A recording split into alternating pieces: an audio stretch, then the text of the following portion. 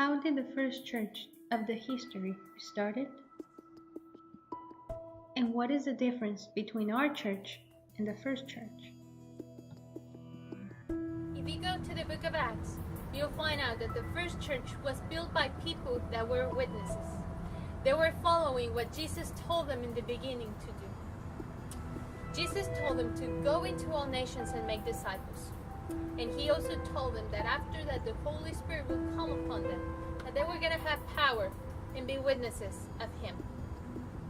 The interesting thing is that Jesus gave an order. He said, go.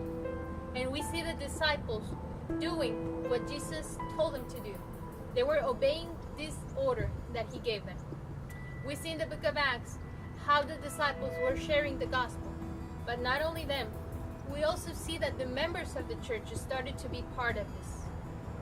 We see that also that they were moving to different parts because of the persecution. But when they were doing it, they were also sharing the gospel.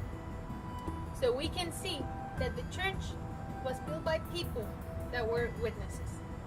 But what is a witness?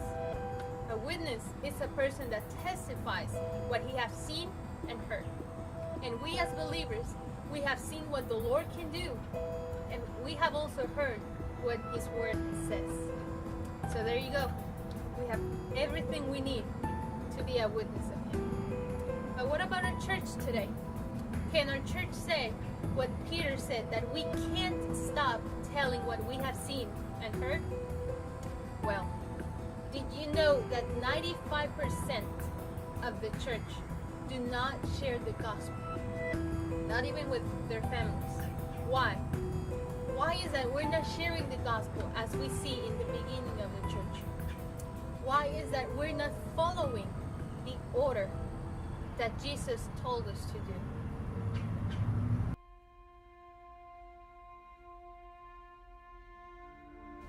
Why is that our church today is not sharing the gospel?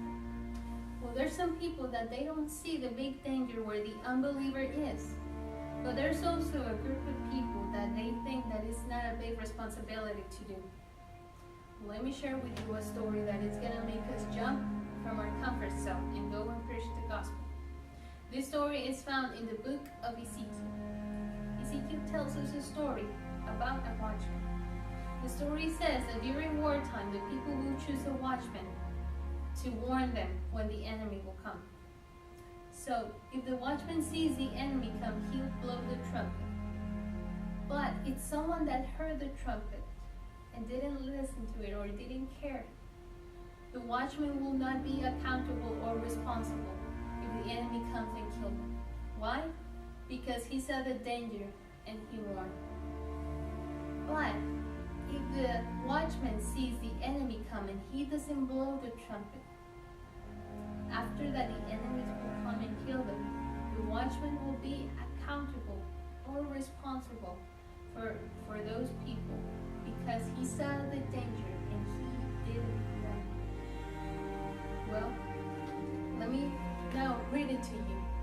It says, Son of man, I have made you a watchman for the people of Israel.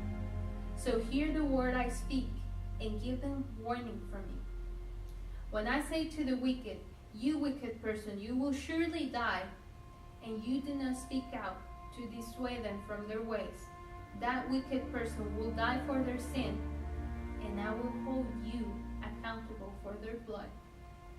But if you do warn the wicked person to turn from their ways, and they do not do so, they will die for their sin, though you yourself will be saved. If we know the truth, if we know the danger, and we don't blow the trumpet, and if we don't tell them, we're going to be accountable for those people, and we are going to be in big trouble. But what is the danger where the unbeliever is?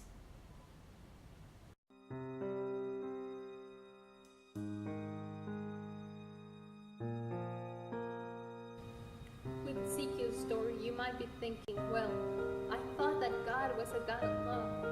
Well, let me tell you that he is. Can't you see his love in that story? He doesn't want people to end up in hell. That's why he has provided a warrant for them. But it's our responsibility to go and warn them. But warn them about what? Well, in the book of Hebrews chapter 9 verse 27 it says, just as people are destined to die once, and after that to face judgment. There's also a verse in Hebrews that says that it is a dreadful thing to fall into the hands of the living God. And in the book of Acts, we see that God has set a day when he will judge the world with justice. Can you picture that in your mind? A day when thousands and thousands of people will stand before God and be judged by him, the greatest and biggest judge in the whole universe. And we know that he's going to be a just and right God because the book of Psalms talks about it. Picture that in your mind. You'll see people in desperation that they want an answer because they don't know what's happening. But there's also some people that are crying in desperation because they know what's going on. But unfortunately for those people, it's too late. There's no turning back. Well, did you know that each day 150,000 people die? That means that God needs to present to court 150,000 of time during the day. With that big number of people, can't you see now the danger where they are? We don't know if the person that is next to us will be with us next day. That's why we need to warn them. But now, here comes the big question.